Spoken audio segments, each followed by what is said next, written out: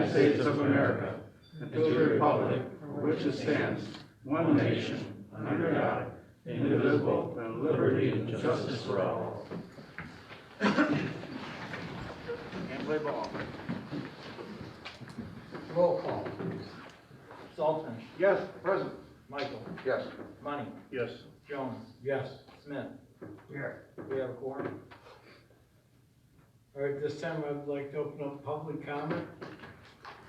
State your full name, your last name, and where you live. Most everybody knows me. I'm Mike Gint. I'm the builder over on the towns of Braidwood, the homes on Cermak. The reason I'm here is I've been discussing the completion of a contract that I have with the city, Ordinance 1814, that authorized the city to sell the balance of the lots, the improved lots in towns of Braidwood. The city has not done any improvements on 50% of the balance of the lots. And since this administration's been here, I've asked on at least a monthly basis what we're doing to move forward so that I could close on the lots. After a year's worth of time, I was told by Tony that I never responded to a letter that I received with respect to this contract. Well, that letter, I asked Tony for a copy. I asked the mayor for a copy. I didn't get any copies. So then, in June of this last year, I filed a FOIA. I requested all the documentation with respect to the towns of Braidwood for the past 10 years. In that FOIA, I finally got a copy of the letter. The letter was drafted by the village attorney, and it basically says that the contract between my company and the village is null and void. It's null and void because the previous administration who offered it for sale violated the law. I don't know what specific law he's referring to. All I know is that I didn't violate the law, and that I find it very hard to believe that the law was violated because these lots were offered for sale on two different occasions. The first occasion, we submitted bids in which I was the highest bidder, and the village, someone in the village had an objection. The objection, I believe, was possible time being advertised for bidders. So the village board did the responsible thing and didn't accept any of those bids. And then they did the process a second time.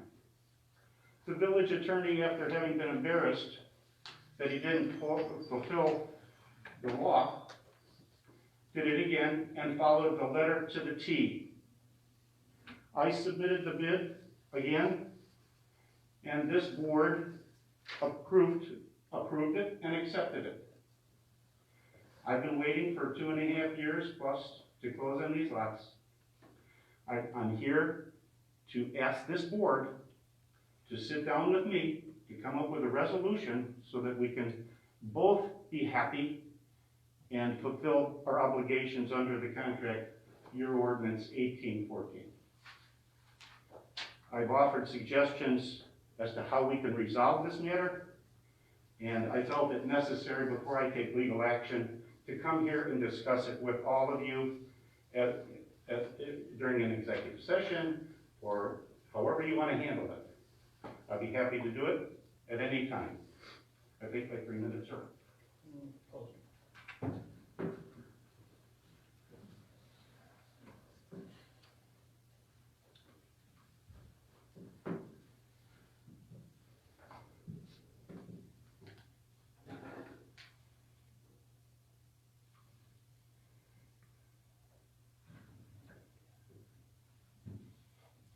Anybody else for public comment?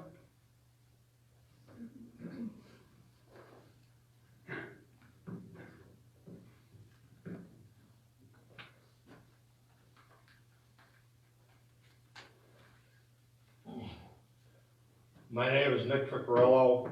I live in Manhattan, spelling is Ficarello. Previous chief of police here in Braidwood.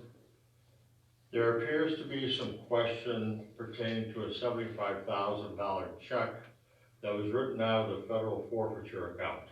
Also some question pertaining to a $150,000 loan that was taken out for the remodeling of the police department along with the Erie Street project, and I also believe, if memory serves me right, the payroll software that we acquired at that time.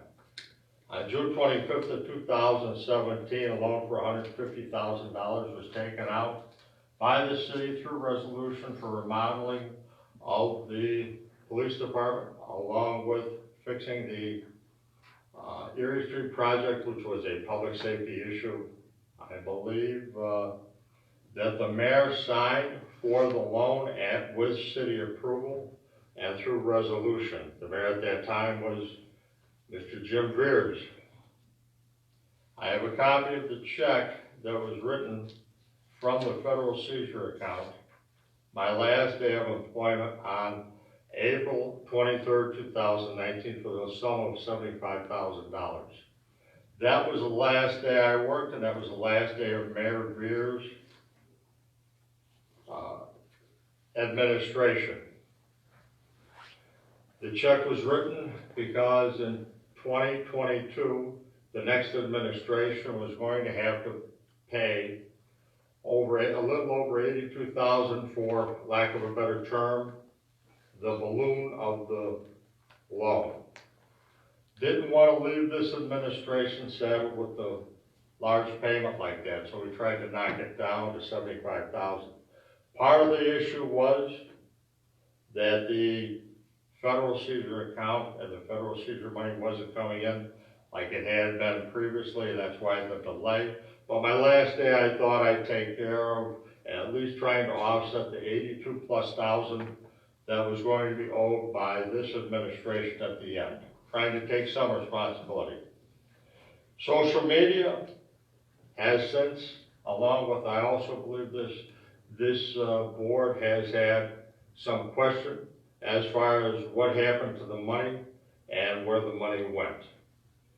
After we left, I found out that there was $75,000 put in the police department budget, line item 52-317-000, I believe for the payment. For the $150,000 loan. Is that my time, or shall I go on? You got a couple more seconds. Pardon me? You got a couple more seconds. Couple more seconds. I also see that the actual check was cashed on the 6th of May 2019. I'm here to quell any speculation that the previous mayor made out a loan of $150,000 for his own use. He did not. And I'm also here to quell any social media or any questions this board has that the $75,000 was never paid.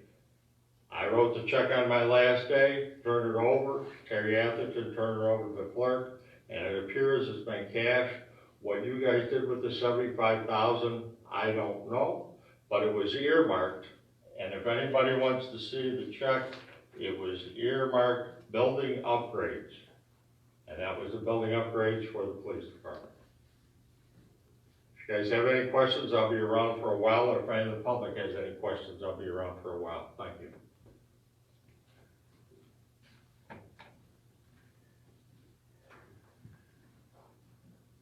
All right, anybody else under public comment?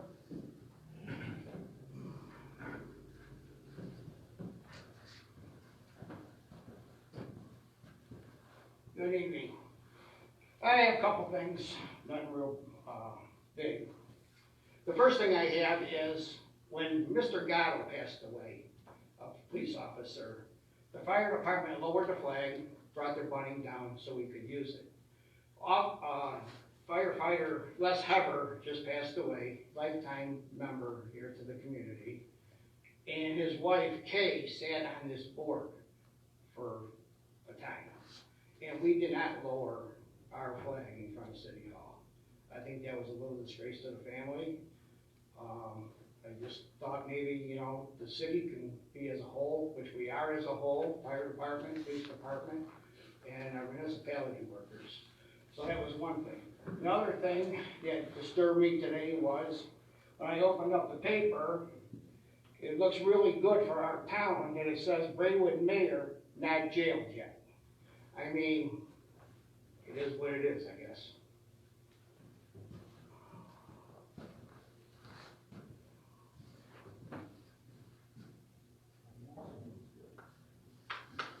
Anybody else under public comment?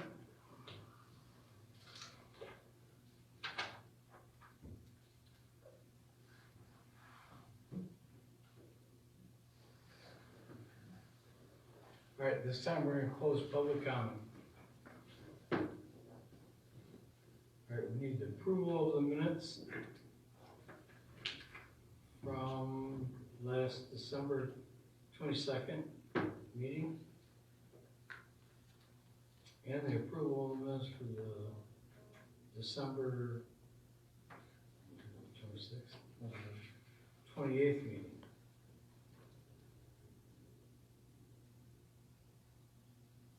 Need a motion to approve the minutes. I'll make a motion to approve the minutes of the December 22nd, 2020 meeting.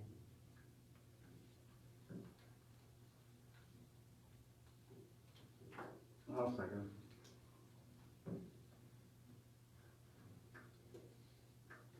Dalton. Yes. Money. Yes. What's the motion for? So the minutes of the meeting on the 22nd. Michael. Yes. Jones. Yes. Smith. Yes. Motion carried.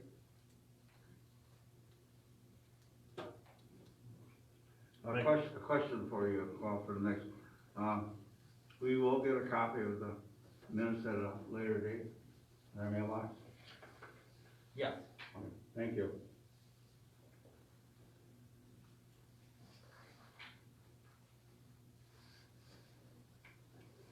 Yeah, the minutes are done. Motion for the 28th. I'll make a motion to approve the minutes of the December 28th, 2020 special meeting.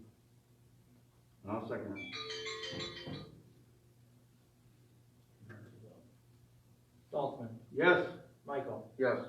Money. Yes. Jones. Yes. Smith. Yes. Motion carried. Thank you. I have nothing to say tonight. Tony, anything? We had a couple good meetings this week on some prospective businesses, and hopefully in the next couple months, we'll be bringing them in front of the council for approval. Moving forward. That's all I got. Adam, you have anything? Nothing. I'm excited to start my role as the clerk. It's been a whirlwind for me thus far. For the area businesses, business licenses, and liquor licenses, if you haven't picked them up yet and submitted for them, they are ready for pickup at the drive-up window. That's all I had, Mayor. Thank you. Our engineer doesn't have anything tonight. Brian, our city attorney. I have nothing to report tonight, Mayor, thank you. Okay. All right, next is our accounts and financing. Wow. Most important part of the meeting, payroll. First of all, I make a motion, the payment of bills, $166,034.39. In there's some insurance stuff and the demo and a bunch other, but the biggest one was our refuse bill, which is like $43,000 that we pay monthly anyhow. And so that's one of the reasons the bills are high. I make the motion to pay the bills. All right. need a I'll second it. Saltzman. Yes. Michael. Yes. Money. Yes. Jones. Yes. Smith. Yes. Motion Hey, carried.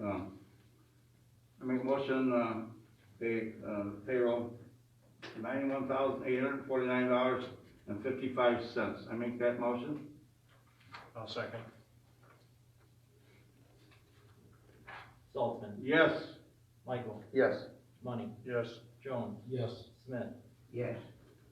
motion carried. Okay, before we, approve the resolution here, our attorney will I think this is something new that's required, I think by the state, otherwise Kyle would not have brought it up. So, our attorney, Mr. Wallner will, talk about it, okay? Sure. Please. Kyle Kisberg, who does our accounting, contacted me. The Illinois Municipal Retirement Fund's website requires that there be an authorized agent that files the monthly reports, and has access to certain things. For that authorized agent, they ask that a resolution or ordinance be passed appointing a specific authorized agent. So what we're doing is we're trying to comply with the Illinois Municipal Retirement Fund's requirements. So it is clear who is the authorized agent to make the filings. In the past, I believe it's been the city clerk. So what's being suggested tonight is that Adam Beatty be appointed as authorized agent and would make those monthly requirements for the retirement fund. It's to clarify things too with the, and plus the state has, it's on record and our new city clerk and all that stuff. I make that motion. I'll second. Saltzman, Yeah. Michael, Yes. Money, Yes. Jones, Yes. Smith. That's all I have. Thank you. All right, streets and public improvements, Fay. I just hope it don't snow and ice. We done a good job getting it off this last time. It was right, get it off, right back, got back. So it looks pretty good for the next few days. We don't get no ice and snow. At this time of year, you ought to be thankful for what kind of weather you get. And that's all I have right now. All right, thanks, Fay. Public buildings and properties. Thank you. Doug. We replaced a garage heater at one of the garages at the plant. We repaired the fire hydrant damage down the street here where the truck hit it. This is from several weeks ago. Service clarifier drives for the winter, got the oils changed in them. We had to replace one motor, had it rebuilt, put the spare in that we had on hand. Replaced the transducer, Pheasant Run lift station. It was running, but it wasn't talking to SCADA. Suburban Labs finished our sludge analytics, got a report so that we can get a report generated for the sludge application. Helped troubleshoot the street light problem on Main Street, and we had our primary compressor motor for the water treatment plant air valves quit, and they swapped the secondary in to replace that one while we send the motor in to get that one repaired.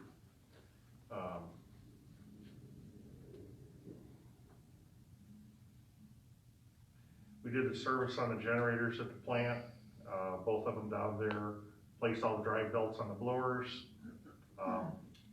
We had to put a new circulator in for the empty clarifier, basically a pond pump that hangs in the bottom of the water, and it moves the water around so that it doesn't freeze when it's not being used. That's really about all it does. The one we had on hand was only about a month old, and it died shortly after they put it in, so we had to replace that. Helped take Christmas decorations down. Last week we had a power surge that took out our 2,000 amp breaker. We transferred it to the 600 amp feed right now. We're waiting for the part to come in. The original part's obsolete, so they have to switch it over to a newer version of what we have down there. The historian computer for SCADA, the power supply went out, we replaced that. Rebuilt 7 air valves at the water plant, and a few other minor things. That's all I've got right now, thank you. One comment, I talked to Rob about that surge and all that, and that one breaker, he was worried about replace it, like $20,000. So how does that turn out? They should be able to be taken care of through insurance. Thank you. Good report. All right, public health and safety. I got a couple things here from, 12/28/20 to 1/10/2021. We had, total arrest with charges were 3. We had the, 11 citations and warnings, total of, about 168 calls. And, me and Chief Lyons went over the budget looks good, it's right on where we need it to be. And at this time, I'd like to introduce Josh Galato, he's got some stuff to talk about, thank you. Thank you. At the next meeting, you guys will have a resolution on the agenda, to approve an intergovernmental agreement with, the County of Will for use and access of the countywide, radio system. This is an agreement that's been passed by numerous other municipalities, fire protection districts, villages throughout the county, in order to utilize this system. Right now, to give you guys an idea, this is the current system that both our agency and the police department operate off of for communications. Once the switch over to Westcom occurs, that's gonna take all communications over to a Starcom platform. So it's gonna get it off of the countywide system, put it onto that system. However, still being able to have access to this system is important for both our agency as well as the police department in the event of a few different things. From our standpoint, because we both receive and provide mutually to other area emergency management agencies and ESDAs, it allows for that interoperability communications, which is important because if we go to somewhere on the east side of the county and we need to communicate back and forth, if we don't have that kind of equipment or that capabilities, it pretty much defeats the purpose of trying to help out our neighboring agencies. And vice versa, if they come over here and they don't have our platform, then it defeats the purpose. So once that switch over to Westcom happens, this communication platform would stay inside of our radios for use. The primary platform would become Starcom 21. So from the police department's aspect of it, same thing, if they go out to an area of the county that doesn't have or they can't get Starcom reception on, they would be able to switch over to this platform and be able to communicate with those other agencies if they need to be doing that. So, like I said, this is something that's been passed locally by a couple other adjacent municipalities, Village Shanahan, Elwood, Shorewood, both police, fire, Wilmington Fire District. I believe the city of Wilmington should be passing it shortly if they did not already for their use. And of course, Braidwood Fire Protection District also passed it. So it's pretty standard. There is no fee for use of the system or for access to the system. So that's a good thing. But it's definitely something that we would want to keep in our radios, which we can. We've already made sure that everything is compatible. There are radios, the same ones that the police department uses, so they're going to be compatible as well, multi-band and stuff like that. So it's a pretty standard agreement, but it'll be on the agenda for the next council meeting for approval. Any questions? Thanks, Josh. Thank you. All right, do we have anything from planning and zoning? Anybody have anything under old business? Anybody have anything under new business? All right, our next regular meeting is January 26th, 2021 at 7 o'clock. I need a motion to adjourn. I make a motion. I'll second. Dalton, Yes. Michael, Yes. Tony, Yes. Jones, Yes. Smith, Yes. we are adjourned. Thank you, everybody, for coming out tonight. Be careful on your way home. I think we gotta look back at the records and see. Have any